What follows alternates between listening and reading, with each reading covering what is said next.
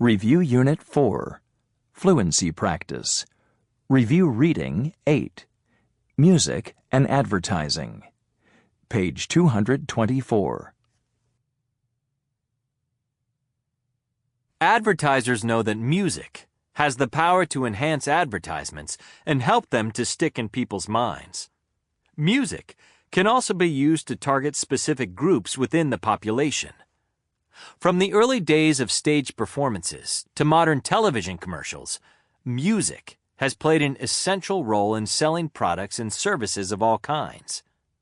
Because of the increasing role of music in ads these days, modern recording artists are much more involved in the business of advertising. Today, some programming on music-focused broadcasters such as MTV seem to have blurred the line between advertising and the content of the show. Secrets of advertising with music. Advertisers are willing to pay top dollar for a good tune. It might seem strange for advertisers to spend large amounts of money on music alone.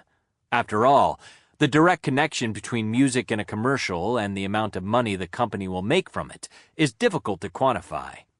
But advertisers know that a memorable song will do most of the work of catching and keeping people's attention, sometimes regardless of the product. Catching people's attention can be much more important to sales than trying to get any particular information across about the product or service being advertised. Music also has the power to be retained in a person's memory long after it has been heard. We've all had the experience of trying to get a catchy song out of our head.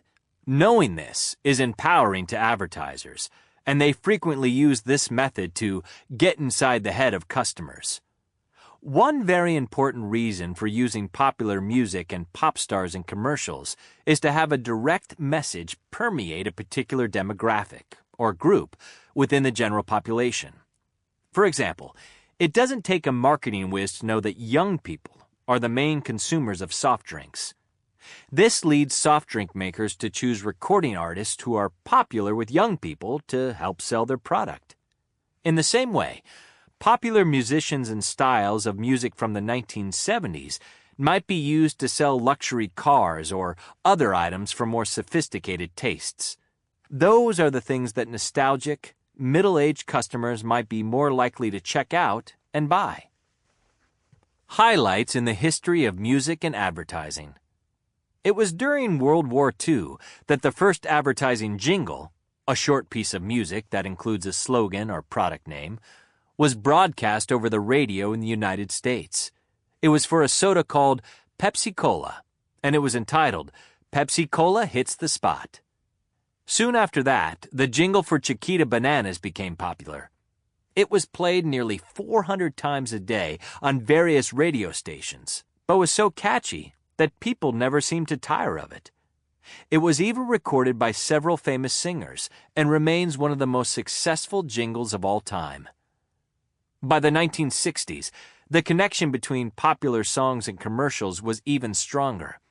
In 1964, a song entitled "Little GTO" was a big hit in the United States. It was a song about a type of car, and the song was reportedly written at the request of the car company. In 1966, Hertz, a major car rental company, managed to have its jingle, "In the Driver's Seat," played by over 30 college marching bands. The jingle was heard by over 3.5 million fans at college football games across the United States. The next step for advertisers was to move beyond jingles and to obtain rights and control over the music catalogs of top artists in order to use these freely in advertisements. In the 1980s, the Rolling Stones, Madonna, and even Michael Jackson all formed close alliances with advertisers. Many Beatles fans were angry when the song "Revolution" was used to sell sports shoes. A song that was written by John Lennon, who was, ironically, very against consumerist society. Some people cringed at the idea of a favorite song being associated with a product. Others were bewildered that these already successful artists would be so quick to sell out. Nonetheless, these relationships were successful, and advertisers continue to hunt for potential hits. Some artists remain defiant and refuse to allow their songs to be used, but many, especially young and struggling bands, have chosen to embrace advertisers. It is important to mention an important new trend in advertising, which is the idea that advertising is programming, and programming can be advertising. We are all familiar with infomercials, television shows that are actually long commercials. Now, new programs are produced through the cooperation of television producers, advertisers, and retailers that have appeared on certain television networks such as MTV. These shows further confuse the difference between advertising and content. One day, we may be watching TV shows which seem to have no advertisements at all, but only because you won't be able to tell the difference between the advertising and the entertainment.